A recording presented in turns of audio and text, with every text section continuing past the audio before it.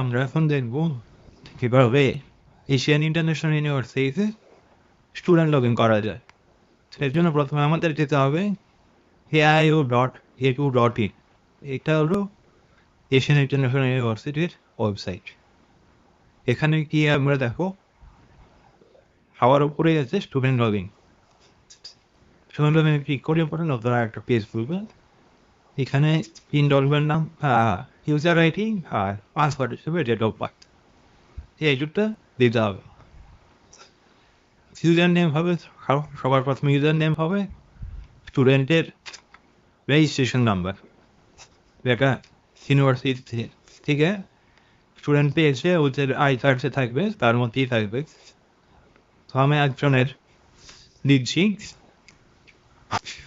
এবারে date of birth দিতে হবে, তারপর সাবমিট করতে হবে। সাবমিট করলে পরে স্টুডেন্ট প্যানটা খুলে দেবে।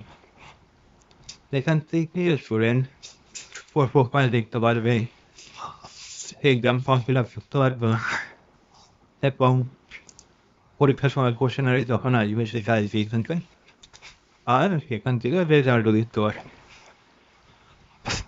এইভাবে সেটা লগ ইন করে দেখতে পারবে, তার রেজাল্ট দেখতে পারবে। আবার রেজিস্ট্রেশন নাম্বার দিতে হবে, তো সেমিস্টার যেটা হয়েছে সেটা দিতে হবে। এটাই হলো এশিয়ান ইন্টারন্যাশনাল ইউনিভার্সিটির লগ ইন। এর লিঙ্ক আমি আমাদের ইউটিউব চ্যানেলের ডিসক্রিপশন বক্সেও আমি দিয়ে দিব, তো এটা সবাই দেখে নিও। তাহলে কীভাবে এশিয়ান ইন্টারন্যাশনাল ইউনিভার্সিটিতে স্টুডেন্ট লগ ইন করতে হয় সেটা তোমরা বুঝতে পারবে। ধন্যবাদ।